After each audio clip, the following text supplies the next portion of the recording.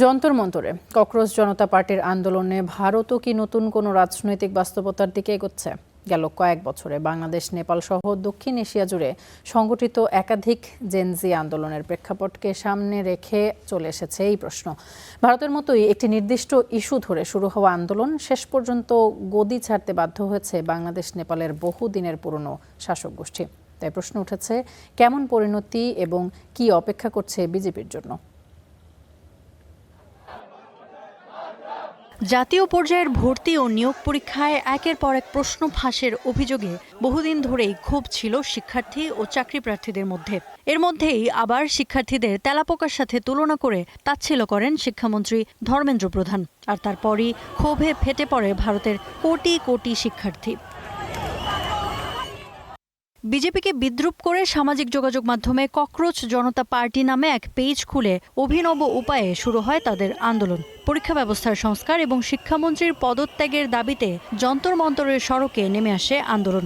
এই আন্দোলনে সংহতি জানিয়ে অনশন শুরু করেন দেশটির জনপ্রিয় বিজ্ঞানী, সংস্কারক ও অধিকার কর্মী সোনম ওয়াংচুক।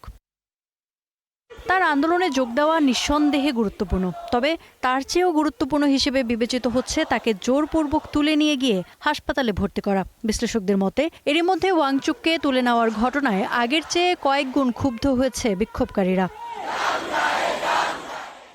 ককরোচ জনতা পার্টির প্রতিষ্ঠাতা অভিজিৎ দীপকে হুঁশিয়ারি দিয়েছেন প্রধানমন্ত্রী নরেন্দ্র মোদী, যদি শিক্ষামন্ত্রীকে অপসারণ না করেন তাহলে সেই দায় প্রধানমন্ত্রীরও। বিশ্লেষকদের মতে দীপকের এই বক্তব্যের মধ্যে দিয়েই ঘুরে গেছে আন্দোলনের মোড়।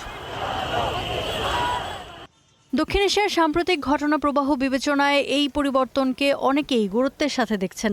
বাংলাদেশে কোটা সংস্কারের দাবিতে শুরু হওয়া ছাত্র আন্দোলন শেষ পর্যন্ত সরকার বিরোধী গণ অভ্যুত্থানে রূপ নেয়।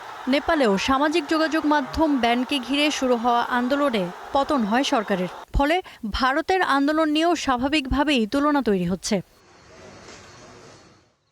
কিন্তু ভারতের ককরোচ জনতা পার্টির এই আন্দোলন বাংলাদেশ কিংবা নেপালের জেনজি আন্দোলনের মতো বড় রূপ নেবে বলে এখনই মনে করছেন না অনেক বিশ্লেষক। তাদের মতে বাংলাদেশ বা নেপালে আন্দোলন দ্রুত রাষ্ট্রীয় ও রাজনৈতিক কাঠামোর বৈধতা নিয়ে প্রশ্ন তুলেছিল। তবে ভারতে এখনও আন্দোলনের কেন্দ্রবিন্দু শিক্ষা ব্যবস্থা, পরীক্ষা পরিচালনা, কর্মসংস্থান এবং নির্দিষ্ট একজন মন্ত্রীর জবাবদিহি। তাছাড়া শক্তিশালী সাংবিধানিক প্রতিষ্ঠান, সক্রিয় নির্বাচন ব্যবস্থা এবং বহুমাত্রিক বিরোধী রাজনীতি থাকায় নয়াদিল্লির বাস্তবতা ঢাকা কিংবা কাঠমান্ডুর চেয়ে আলাদা। কিন্তু ডিজিটাল যুগের জেনজি প্রজন্ম দেখিয়ে দিয়েছে সামাজিক যোগাযোগ মাধ্যমে সংগঠিত ক্ষোভ খুব অল্প সময়েই জাতীয় রাজনৈতিক আলোচনার কেন্দ্রে উঠে আসতে পারে। Iffat Ira, star news.